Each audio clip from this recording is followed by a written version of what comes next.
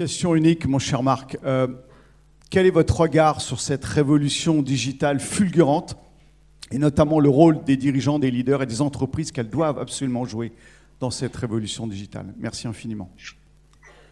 Oui, je vous en prie. Écoutez, en fait, pour tout vous dire, je suis parti en 1983. Avant de diriger un cabinet d'architecture, je suis parti en 1983 dans la Silicon Valley, au moment où se vendait en France le premier IBM PC, et ma première entreprise fut une entreprise d'informatique.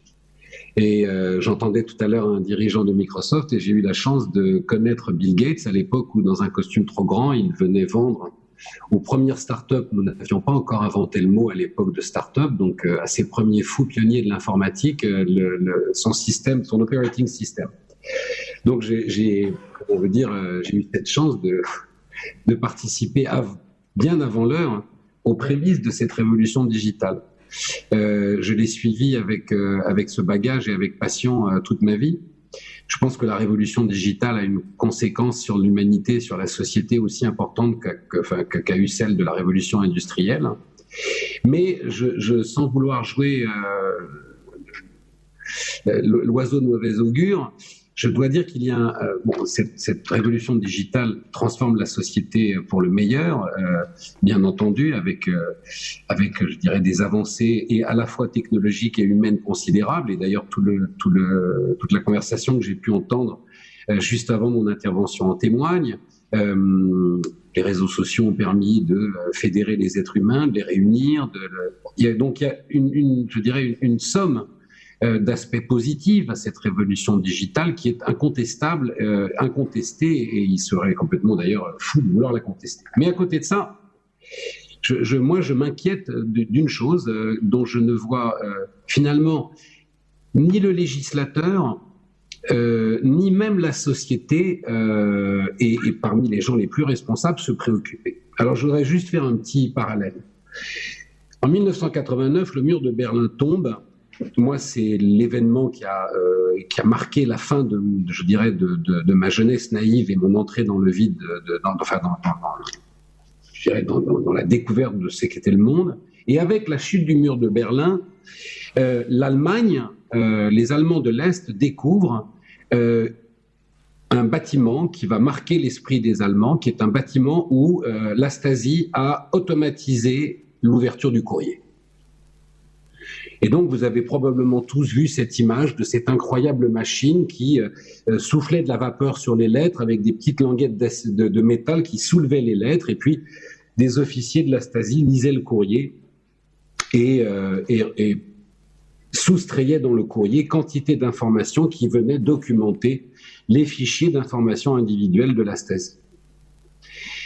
Quand la Stasi s'est trouvée décomposée après la chute du mur de Berlin, les dirigeants de la Stasi se sont empressés de vouloir détruire ces fichiers, et le gouvernement allemand a dépensé des sommes considérables dans la reconstitution de ces fichiers afin de permettre aux individus dont la collecte des informations avait été faite à leur insu d'obtenir justice en sachant au moins ce que le gouvernement avait collecté sur eux.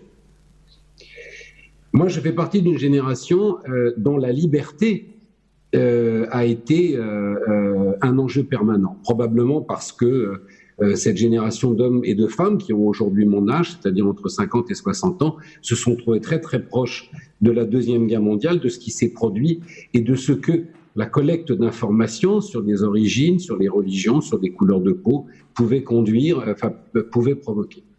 Aujourd'hui, nous sommes entrés dans une partie de la révolution digitale où non seulement nos informations les plus personnelles sont collectées en permanence, mais où notre système éducatif fait que nous les donnons volontairement.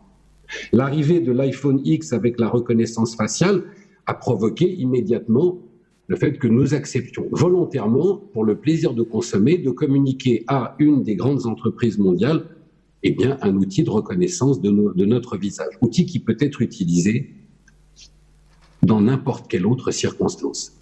Nos courriers sont lus et aujourd'hui, nous arrivons même dans une perspective très très particulière, qui est que pour accéder à l'information en ligne, nous n'avons d'autre choix que d'accepter l'utilisation des cookies. Alors le mot est très joli, on dirait l'impression qu'on va utiliser des petits gâteaux qu'on va manger, Mais la réalité, elle est tout autre. La réalité est que chaque fois que vous lisez une information sur la toile, vous êtes suivi. Vous êtes suivi dans ce que vous lisez, pourquoi vous le lisez, à quelle fréquence vous le lisez. Votre orientation politique est entièrement définie aujourd'hui par la nature des articles que nous lisons, des journaux auxquels nous sommes abonnés. Ce qui veut dire qu'aujourd'hui, nous n'avons plus que 2 certitudes en liberté, c'est de lire un journal papier ou d'écrire un texte à la machine et de l'envoyer par la poste. Et ce qui me frappe le plus, c'est que la jeunesse n'a aucune conscience de la façon dont l'information est aujourd'hui captée et utilisée. Je vous donne un exemple. Il y a très peu de temps, un de mes romans est sorti aux États-Unis, publié par Amazon. J'ai reçu une quantité de mails de gens qui s'indignaient en me disant « Je ne comprends pas comment vous, avec le passé de vos parents, Auschwitz, vous pouvez accepter que vos livres fassent l'objet de publicité sur des sites d'extrême droite comme Breitbart. » Vous pensez bien que je me suis indigné tout de suite. J'ai donc appelé les responsables d'Amazon en leur disant « Mais de quoi ?» etc. Et les gens d'Amazon m'ont répondu « Ah non, non, on ne fait pas du tout de publicité sur Breitbart. » Le problème ne vient pas de nous. Le problème vient du fait que quand quelqu'un aujourd'hui, par exemple, lit votre livre online, il y a un tracker. Et ce tracker de centre d'intérêt va le suivre sur les sites qu'il va ensuite aller visiter. Est-ce que vous vous rendez compte? Est-ce que nous nous rendons bien compte de ce que cela veut dire? Est-ce que nous nous rendons bien compte de l'absence totale de législation aujourd'hui et sur la façon dont les grandes entreprises peuvent aujourd'hui collecter et collectent en permanence des données sur nos centres d'intérêt, sur nos idées, sur nos croyances, sur les religions que nous suivons ou que nous ne suivons pas. Et je ne vous parle pas, dans un pays comme l'Amérique, de la conséquence des collectes de santé sur la façon dont vous pourrez ou vous ne pourrez plus vous assurer. Il y a donc, il me semble, et je dis ça en toute humilité, un enjeu considérable qui va se jouer dans les années à venir sur la façon dont nous serons ou pas capables de protéger nos vies privées. Et je crois qu'il y a de la part, malheureusement, je n'ai pas vraiment confiance. Quand je vois que Amazon veut faire rentrer la borne Alexa dans le monde de l'entreprise, je me dis mais c'est absolument terrorisant. C'est-à-dire qu'on va maintenant inviter un mode d'espionnage permanent de nos comportements, non seulement dans nos foyers, mais aussi dans le monde de l'entreprise. Mais je crois, voilà, j'en terminerai là, je crois qu'il est de notre extraordinaire responsabilité d'éduquer nos enfants, d'éduquer les générations qui vont venir sur la valeur de cette liberté. Pourquoi? Parce que les démocraties ne sont jamais une certitude. Je vis aux États-Unis depuis 10 ans et je peux vous assurer depuis ce côté de l'Atlantique que ce à quoi nous venons d'assister ici, dans ce pays pilier de la démocratie depuis 1 an, dépasse tout entendement. Je pense que si un romancier avait osé écrire la façon dont la démocratie américaine s'est transformée en 1 an, on l'aurait taxé d'avoir écrit un roman dystopique. Et je peux vous assurer, pour le vivre au quotidien, que la réalité qui se vit de ce côté de l'Atlantique, je ne parle pas quand on vient aux États-Unis passer 15 jours ou qu'on vient y travailler. Quand on vit vraiment dans ce pays, la réalité dépasse l'entendement. Quand vous voyez la façon dont la situation a changé en Turquie. Bref, personne ne peut dire aujourd'hui, moi je ne peux pas dire à mes enfants que le fait qu'un gouvernement et des entreprises collectent en permanence des informations sur leur vie, leur parcours professionnel, leur centre de lecture et leur centre d'intérêt n'est pas sans danger pour leur avenir, y compris pour l'avenir de leur liberté. Donc voilà, je voulais juste être en tant que romancier, mais aussi parce que toujours notre vie est liée à notre héritage culturel. En tant que fils de résistant, et qui a été vraiment éduqué dans l'importance de la liberté, je voulais dire que dans cette révolution digitale, il y a une partie qui est très très importante et à laquelle je crois nous n'accordons pas encore assez d'importance, c'est quand est-ce que nous allons légiférer pour protéger notre droit à la liberté.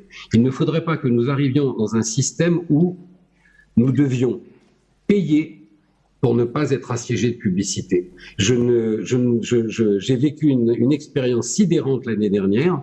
Dans le cadre de l'écriture d'un de mes romans, j'ai fait une recherche sur un modèle de revolver. Et ben, pendant 3 mois, je ne pouvais plus ouvrir mon navigateur ou aller sur un site de navigation sans recevoir des publicités pour des revolvers. Bon. Vous pouvez faire une expérience aujourd'hui dont j'ai fait le test hier qui est assez sidérante.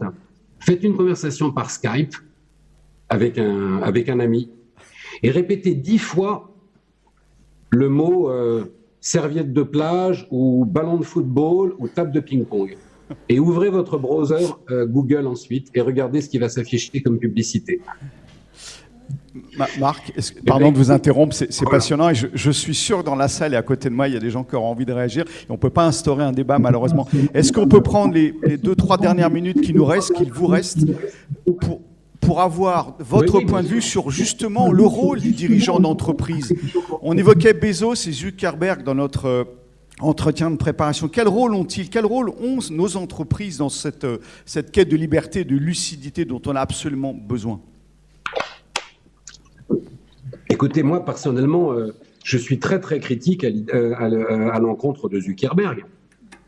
Je pense que Zuckerberg, et c'est d'ailleurs un des paradoxes de la révolution digitale, ce que Zuckerberg a laissé faire, ne soyons pas dupes, à des fins économiques et mercantiles, il aurait un chef d'entreprise industriel aurait commis les mêmes dégâts que ceux que Facebook a commis au cours des derniers 24 mois, il aurait des poursuites pénales. Donc, parlons d'intoxication. Est-ce que intoxiquer un terrain, est-ce que polluer une forêt ou polluer un océan a des conséquences aussi importantes que le fait de polluer une démocratie?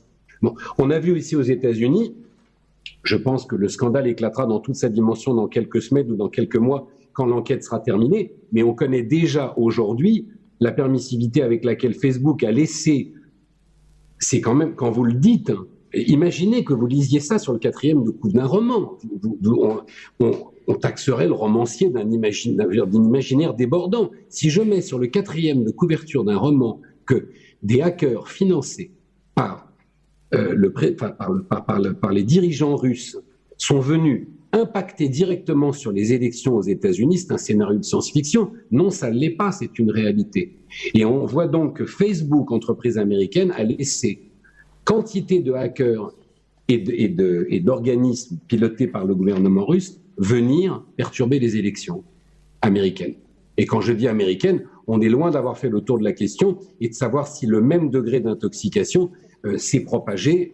Je crois avoir lu récemment que le gouvernement italien a mis Facebook en garde d'être très très vigilant à ce qui allait se passer au niveau des élections italiennes. Bon, alors, si vous voulez, la réponse de Zuckerberg après, qui consiste à dire « nous avons mis en route une machine que nous avons du mal à contrôler », me semble extrêmement irresponsable et très peu satisfaisante au regard des profits qui ont été générés. Et je trouve qu'il y a là aussi un laxisme très très fort quant aux sanctions qui auraient dû être appliquées à Facebook. Je parle de sanctions économiques pour avoir laissé volontairement. Et je parle non seulement d'une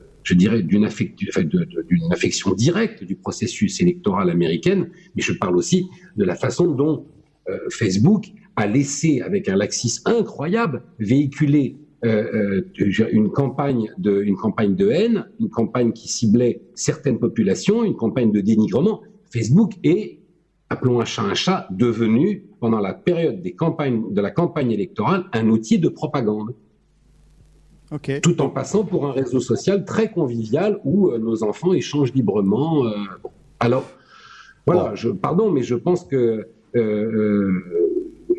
bien sûr, j'admire le génie créatif de Zuckerberg, j'admire sa réussite, c'est formidable. Facebook a apporté des tas de choses formidables, c'est très bien.